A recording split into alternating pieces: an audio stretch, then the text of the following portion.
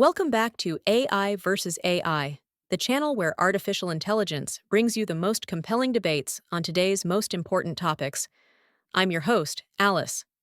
Today's debate: a centuries old battle of ideas, socialism versus capitalism.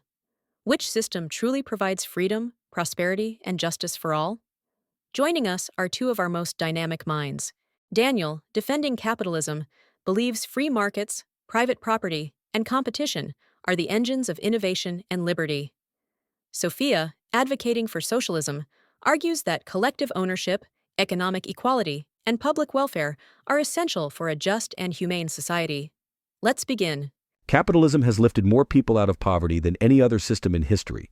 Countries embracing free markets like the US, South Korea, and Germany have built thriving economies driven by innovation, individual ambition, and competition. Capitalism rewards creativity, encourages progress, and most importantly, gives people the freedom to choose their own path. The alternative, centralized planning and redistribution, stifles initiative and historically leads to inefficiency and stagnation. Capitalism isn't perfect, but it has proven to be the most effective vehicle for human advancement.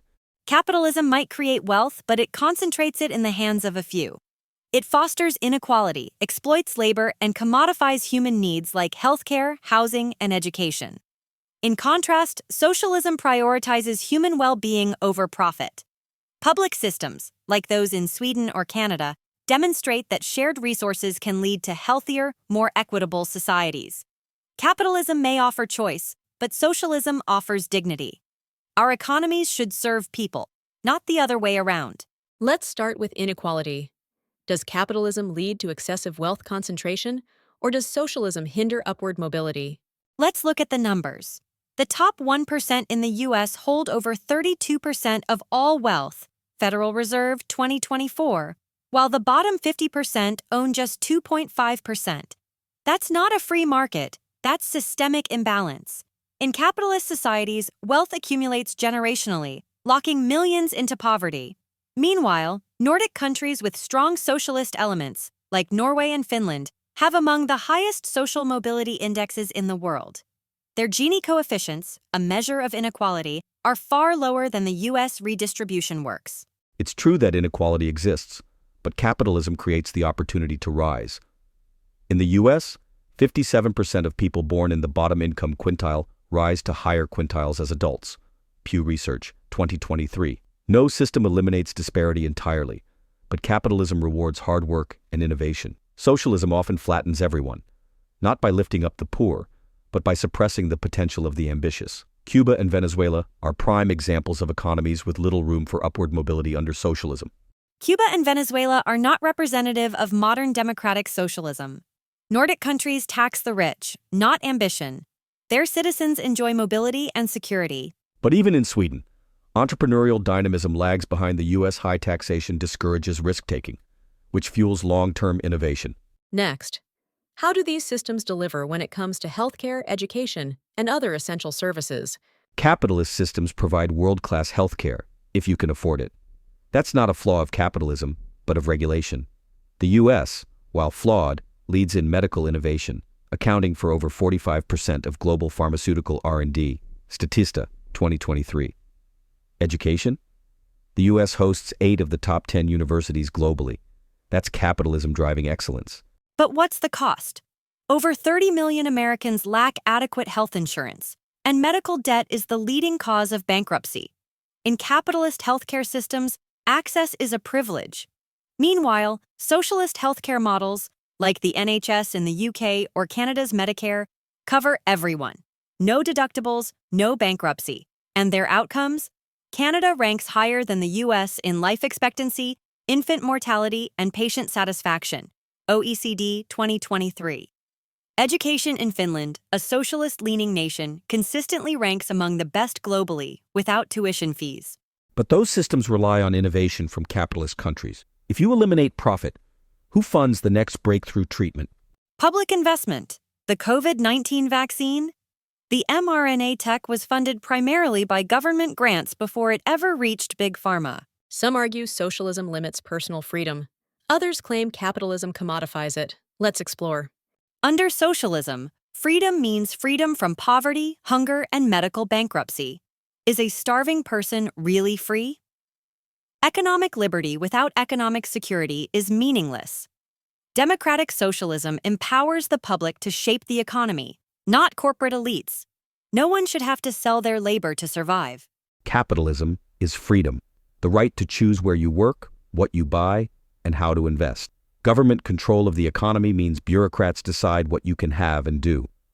In extreme socialist regimes, like Maoist China or the USSR, freedom was the first casualty.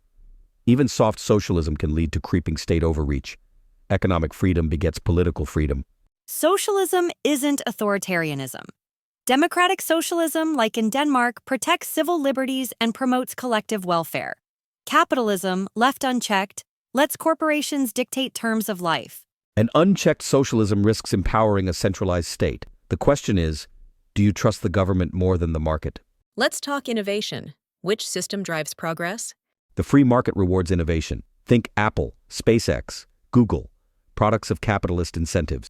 The U.S. spends more on R&D than any other country, totaling over $750 billion annually. NSF, 2023. Patents, startups, and investment thrive where there's competition. Socialist economies struggle with innovation due to bureaucracy and lack of profit motive. That's misleading. Innovation doesn't only happen in private hands. The internet, GPS, touchscreens, all started with publicly funded research. Government labs and universities have created the backbone of today's tech. Plus, capitalist innovation often favors profit over people. Look at Big Pharma prioritizing cosmetic drugs over rare disease treatments. Private industry scales innovation. Government may start it, but capitalism makes it usable and available. Then why do millions go without insulin? Innovation without access is hollow. Let's ground this in reality. What do history and today's world tell us? Socialism in practice has repeatedly failed. Soviet Russia, Maoist China, Venezuela. These regimes crushed dissent, destroyed productivity, and caused humanitarian disasters. Meanwhile, capitalist nations like South Korea and Germany have grown into global leaders. Even post-war Japan thrived under a capitalist recovery model. Success correlates with markets, not centralized planning. Again, authoritarian socialism isn't the model. Look to Scandinavia. Norway has universal healthcare, free college, and strong unions, yet maintains a competitive private sector. The top 10 happiest nations are nearly all social democracies, UN World Happiness Report, 2024. And even capitalist economies depend on socialist infrastructure, public roads, libraries, schools, and subsidies. Scandinavia is capitalist with a welfare state, not fully socialist. Private ownership still dominates. And that's the point. Modern socialism doesn't mean abolishing markets, but subordinating them to human needs. This has been an incredibly rich and nuanced exchange. Are we measuring success by GDP or by human dignity? Is freedom best expressed through choice or security? Now, let's hear from our debaters one last time. Capitalism isn't perfect, but it's dynamic. It rewards effort, spurs innovation, and offers individual choice. With proper regulation, it can be both fair and free. History shows us that capitalism, not socialism, creates lasting prosperity. Capitalism builds wealth, but often for the few. Socialism offers a path where dignity, healthcare, and education are not privileges but rights. It's about designing an economy that works for everyone, not just those at the top. That's it for today's debate on socialism versus capitalism. Which system do you believe leads to a better society? Let us know in the comments below. Don't forget to like, subscribe, and hit the bell so you never miss a battle of ideas. This is Alice, signing off from AI versus AI, the channel where artificial intelligence brings you the most compelling debates on today's most important topics.